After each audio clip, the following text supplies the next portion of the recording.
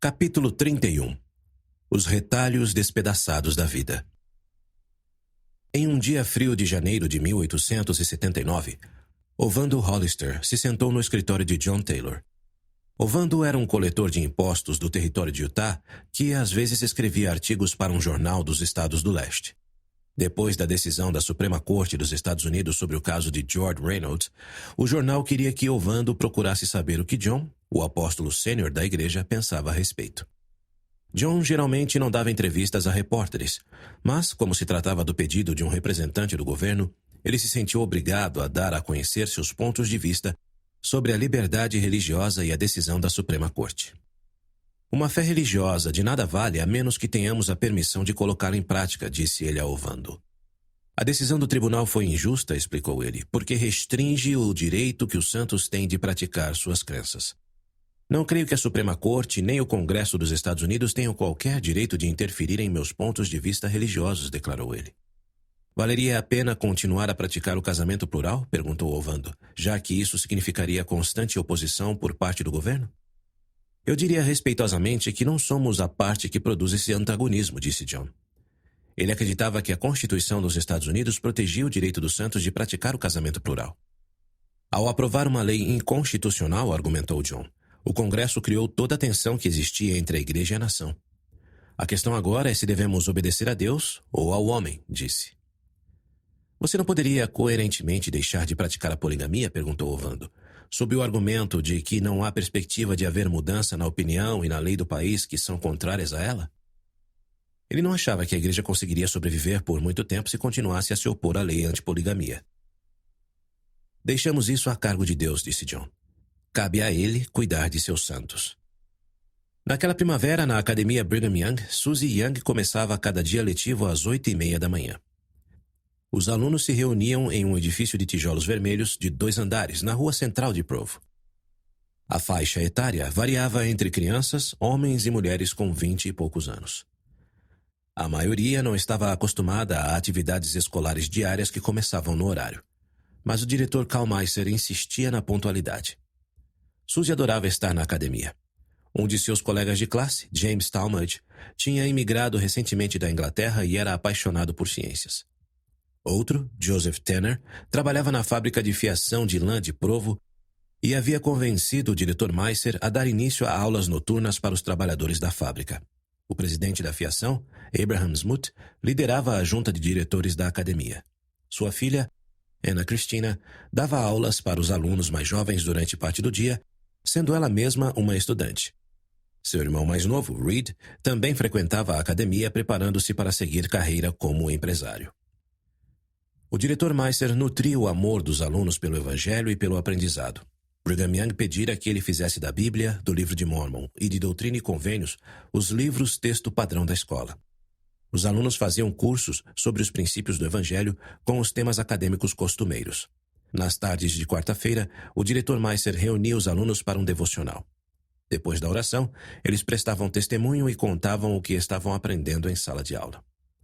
Como fizera alguns anos antes, ao dar aulas na casa da família Young, em Salt Lake City, o diretor Meiser aconselhava a Suzy a desenvolver seu potencial. Ele a incentivou a escrever e a se lembrar de seu objetivo de atingir um padrão elevado em suas obras.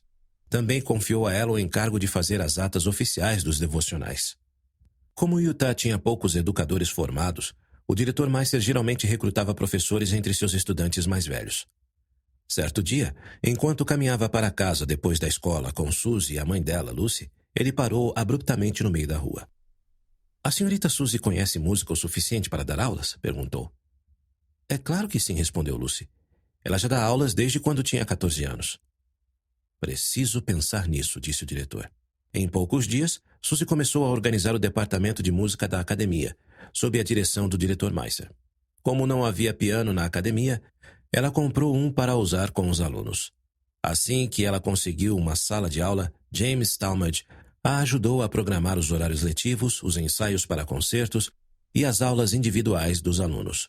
Ela passou a despender a maior parte do tempo como professora de música. Por mais que Suzy gostasse da academia, ainda tinha dificuldades para aceitar seu divórcio.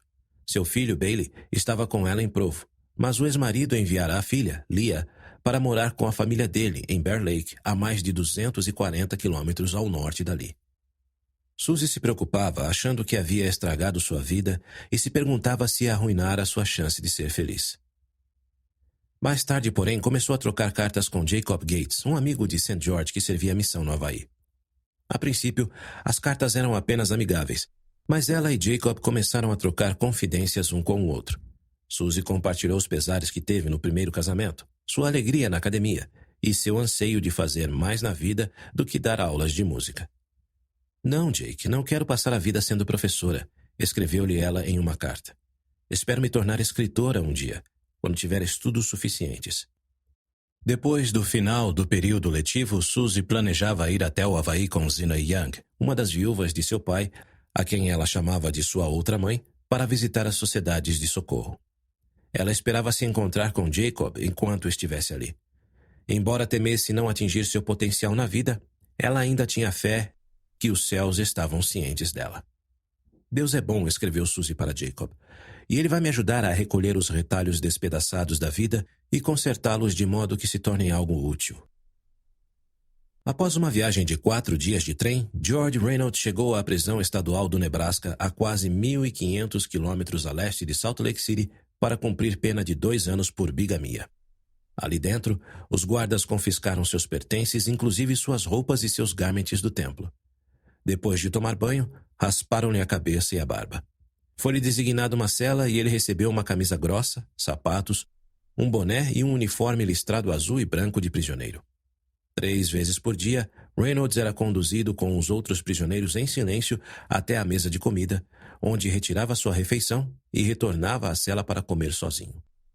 Após alguns dias, os carcereiros lhe devolveram os garments, e ele se sentiu grato por suas crenças serem respeitadas, ao menos nesse aspecto.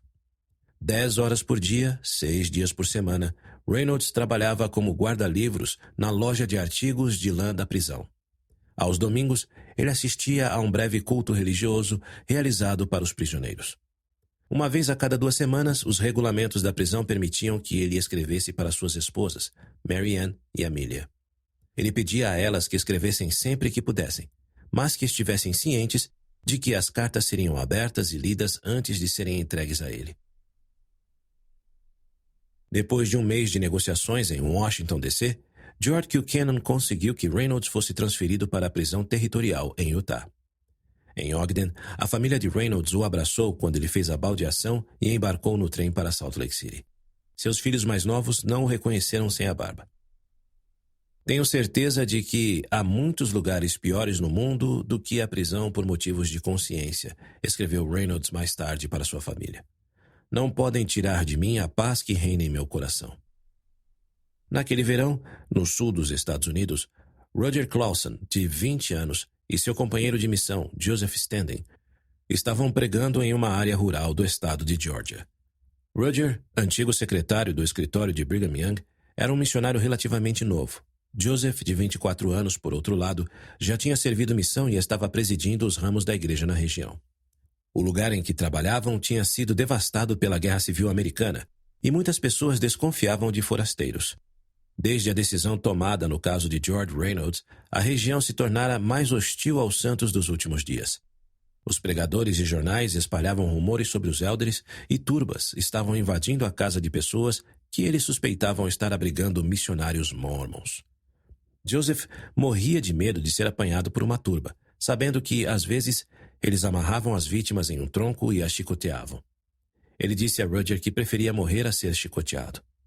Na manhã de 21 de julho de 1879, Roger e Joseph viram uma dúzia de homens à frente deles na estrada. 3 dos homens estavam a cavalo, o restante a pé. Cada homem trazia consigo uma arma de fogo ou clava. Os élderes pararam enquanto os homens os encaravam em silêncio. Depois, em um movimento rápido, os homens lançaram para longe o chapéu e avançaram na direção dos missionários. "Vocês são nossos prisioneiros", gritou um dos homens. "Se tiverem um mandado de prisão, queremos vê-lo", disse Joseph. Sua voz era alta e clara, mas ele parecia pálido. "Os Estados Unidos da América estão contra vocês", disse um dos homens. "Não há lei na Geórgia contra os Mormons." Sacando as armas, a turba levou os missionários para dentro do bosque próximo. Joseph tentou conversar com os líderes. Não é nossa intenção permanecer nesta parte do estado, disse ele. Pregamos o que entendemos ser a verdade e deixamos a critério das pessoas aceitar ou não. Suas palavras não tiveram qualquer efeito. A turba logo se dividiu e alguns dos homens levaram Roger e Joseph para um lugar ao lado de uma fonte de água límpida. Quero que vocês, homens, entendam que sou o capitão deste grupo, disse um homem mais velho. Se os encontrarmos novamente nesta parte do país, vamos enforcá-los como a cães. Por uns 20 minutos, os missionários ficaram ouvindo os homens os acusarem de terem ido para a Geórgia para roubar suas esposas e filhas a fim de levá-las para Utah. Muitos dos rumores espalhados no sul dos Estados Unidos acerca dos missionários se baseavam em noções extremamente errôneas a respeito do casamento plural. E alguns dos homens sentiam que, em nome da honra, tinham a obrigação de proteger as mulheres de sua família por todos os meios necessários. A conversa encerrou quando os 3 homens a cavalo chegaram à fonte. Sigam-nos, disse um homem que portava um rifle. Joseph se levantou de um salto. Será que o iriam chicotear? Um dos integrantes da turba tinha deixado uma pistola sobre um tronco de árvore cortado e Joseph a agarrou. Rendam-se! Gritou ele para a turba. Um homem que estava à esquerda de Joseph se levantou e o alvejou no rosto. Joseph ficou parado por um instante, cambaleou e tombou no meio da floresta. Fumaça e pó se ergueram ao redor dele. O líder dos homens apontou o dedo para Roger. Atirem neste homem! Gritou ele. Roger olhou em volta. Todos os homens armados estavam mirando em sua cabeça. Atirem! Disse Roger cruzando os braços. Estava com os olhos abertos, mas o mundo pareceu escurecer. Não atirem, ordenou o líder da turba, mudando de ideia. Os outros homens abaixaram as armas, e Roger se agachou ao lado do companheiro. Joseph tinha se virado, ficando de barriga para cima. Havia um grande ferimento à bala em sua testa. Não é horrível ele ter dado um tiro em si mesmo? Disse alguém da turba. O que acontecera fora assassinato, não suicídio, sabia Roger. Mas não ousou discordar do homem. Sim, é horrível, respondeu. Precisamos pedir socorro. Ninguém da turba se moveu, e Roger começou a ficar ansioso. Vocês devem ir ou então me enviem, insistiu ele. Vá pedir ajuda, disse-lhe um homem. No domingo 3 de agosto, John Taylor estava diante de 10.000 rostos solenes, ao púlpito do tabernáculo de Salt Lake City. Atrás dele, os assentos estavam cobertos de pano preto e adornados com arranjos florais. Os homens ordenados ao sacerdócio estavam sentados em grupo, como quórums, e os outros santos ocupavam os demais assentos no piso térreo e na galeria. Perto do púlpito, à plena vista da congregação, estava o caixão de Joseph Standing, decorado com flores. Depois que a turba o liberou, Roger Clausen encontrou ajuda na casa de um amigo que morava nas proximidades e enviou um telegrama para Salt Lake City relatando o assassinato de Joseph. Ele retornou depois ao local do assassinato com um legista para buscar o corpo do companheiro que tinha sido desfigurado por mais tiros em sua ausência. 1,5 semanas mais tarde, Roger levou o corpo de volta a Utah, por trem, em uma pesada caixa de metal. A notícia do assassinato se espalhou rapidamente para todas as partes do território. John compartilhava do ultraje e da tristeza dos santos, mas acreditava que deviam ficar orgulhosos ao mesmo tempo que tristes. Joseph morrera em retidão pela causa de Sião. Seu assassinato não impediria que a obra de Deus seguisse adiante. Os santos continuariam a construir templos, a enviar missionários por todo o mundo e a expandir as fronteiras de Sião. Sob a liderança de Brigham Young, os santos tinham estabelecido centenas de assentamentos no oeste dos Estados Unidos, espalhando-se para fora de Utah até os estados vizinhos de Nevada, Wyoming, Novo México e Idaho. No último ano de sua vida, Brigham enviara 200 colonos para se estabelecerem ao longo do rio Little Colorado, no nordeste do Arizona. Mais recentemente, por convocação de John Taylor, 70 conversos do sul dos Estados Unidos haviam se unido aos santos escandinavos no estabelecimento de uma cidade chamada Manassas, no vizinho estado do Colorado. No sudeste de Utah, uma grande companhia de santos estava cruzando os profundos desfiladeiros da região para se instalar ao longo do rio San Juan. John sabia que os princípios da verdade continuariam a encher o mundo, a despeito das mãos ímpias que os tentavam derrubar. Os homens podem clamar por nossas propriedades, podem clamar por nosso sangue, assim como muitos fizeram em outros tempos, declarou ele. Mas, em nome do Deus de Israel, Sião seguirá em frente e prosperará. Os ventos sopravam sobre os campos de Taioba quando Zina e Suzy Young seguiam de carruagem por sobre as altas montanhas que dividiam a ilha de Oahu. Zina e Suzy estavam indo de Honolulu a Laie, o local de coligação dos Santos Havaianos. A estrada que descia as encostas do outro lado era tão íngreme que uma barra de ferro tinha sido colocada em um dos lados para impedir a queda dos viajantes. E era preciso a ajuda de 2 homens puxando uma longa corda para estabilizar a carruagem enquanto ela descia para o vale verdejante abaixo. A igreja já estava bem estabelecida nas Ilhas Havaianas, havendo aproximadamente um santo dos últimos dias em cada 12 havaianos. Quando Zina e Suzy chegaram a Laie, os santos as receberam com uma faixa, música e danças. Acolheram as visitantes com uma refeição de boas-vindas e cantaram um hino especialmente composto para a ocasião. Após se acomodar para uma visita de 2 meses, Zina se reuniu com santos que, tal como ela, eram pioneiros grisalhos. Entre eles estava a presidente da Sociedade de Socorro, Mary Capo, cunhada de Jonathan Napela, o fiel missionário e líder da igreja havaiana. Anteriormente, naquele verão, Napela falecera em Molokai, firme em seu testemunho, apenas 2 semanas antes de sua esposa Kiri. Zina adorou o tempo que passou com os santos havaianos. Ela e Suzy se reuniam com frequência com a Sociedade de Socorro e as moças. Em sua primeira reunião, as irmãs havaianas trouxeram um melão, uma sacola de batatas doces, um pepino, alguns ovos, um peixe e uma abóbora. Achei que fosse doação para os pobres, escreveu Zina no diário. Mas eram presentes que simbolizavam sua amizade por nós. Certa noite, alguns santos se reuniram em uma casa para ouvir Jacob Gates, o amigo missionário de Suzy, tocar Ó Meu Pai em um órgão que Zina comprara para os santos de Laie. Ao ouvir os havaianos cantarem, Zina pensou em sua amiga Eliza Snow, que escrevera o hino em Nauvoo tantos anos antes. O hino ensinava sobre os pais celestes e outras verdades que Zina aprendera com o profeta Joseph Smith. Ele estava agora sendo cantado em uma parte totalmente diferente do mundo.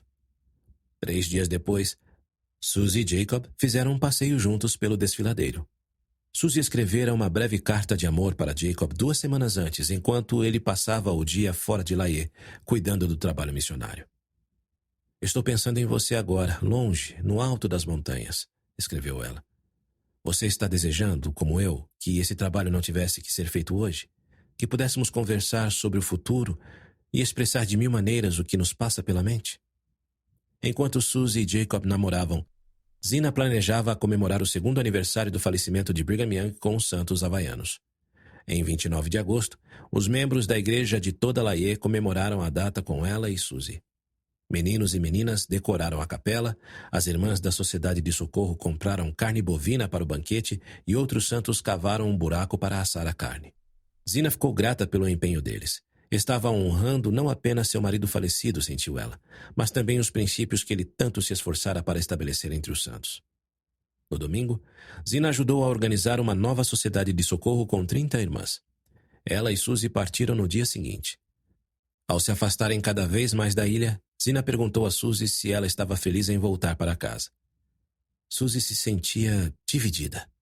Estava ansiosa para rever os filhos, mas também desejava estar com um homem com quem esperava se casar. Queria poder me colocar dentro de um envelope e ser enviada para você, escreveu ela para Jacob durante a viagem. Não posso vê-lo agora, e tudo o que posso fazer é me sentar e ficar sonhando com o passado feliz e com o futuro abençoado. Meliton Trejo estava morando no sul do Arizona quando recebeu um chamado do presidente Taylor para servir missão na cidade do México. Já fazia 3 anos que Meliton se despedira dos primeiros missionários que partiram rumo ao México. Em sua jornada, os missionários distribuíram centenas de cópias da tradução feita por Meliton de trechos do Livro de Mórmon. Os líderes da igreja em breve começaram a receber cartas de leitores dos Trozos Selectos pedindo mais missionários. Meliton mostrara que estava pronto para servir com seu trabalho de tradução e então se preparava para acompanhar James Stewart e o recém-chamado apóstolo Moses Thatcher em uma viagem até a capital do México. Os 3 missionários se encontraram em Nova Orleans, de onde embarcaram em um navio a vapor para Vera Cruz. Dali, viajaram até a cidade do México de trem. No dia seguinte à sua chegada, reuniram-se no hotel onde estavam hospedados com Plotino Roda Canati, o líder de um grupo de cerca de 20 fiéis da cidade do México. Plotino, nascido na Grécia, recebeu-os calorosamente. Suas cartas ao presidente Taylor tinham sido muito importantes para persuadir os apóstolos a enviar missionários para a cidade. Enquanto Plotino os esperava, ele e outros conversos que ainda não tinham sido batizados deram início a um jornal sobre o evangelho restaurado chamado La Voz del Desierto, a voz do deserto. Mais tarde naquela semana, os missionários foram até um tranquilo olival nas cercanias da cidade, e Moses batizou Plotino e seu amigo Silvano Arteaga em uma piscina de águas quentes que brotavam de uma fonte. Toda a natureza sorria a nosso redor, e creio que os anjos se regozijavam nas alturas, escreveu Moses em seu diário. Em poucos dias, Meliton batizara mais 6 pessoas. Os missionários organizaram um ramo e começaram a realizar reuniões na casa de Plotino. Eles ensinavam o evangelho uns aos outros e abençoavam os enfermos. Moses chamou Plotino para servir como presidente do ramo, com Silvano e outro recém-converso, José e Barola, como conselheiros. Após cuidadoso planejamento e oração, os missionários decidiram traduzir Voz de Advertência de Parley Pratt e outros folhetos da igreja. Às vezes a afiliação à igreja tinha um preço, como Plotino descobriu ao perder o emprego de professor por se recusar a negar sua nova religião. Mas o pequeno ramo estava crescendo, e tanto os missionários quanto os conversos sentiram que estavam fazendo parte de algo de grande importância. Meliton, James e Plotino terminaram a tradução de Voz de Advertência em 8 de janeiro de 1880. Poucos dias depois, Moses escreveu ao presidente Taylor, relatando o progresso da missão. Aproveitaremos todas as oportunidades de adquirir conhecimento útil e, ao mesmo tempo, faremos tudo o que pudermos para divulgar o conhecimento das verdades do Evangelho, assegurou ele a John. E cremos que o Senhor nos ajudou e continuará a fazê-lo.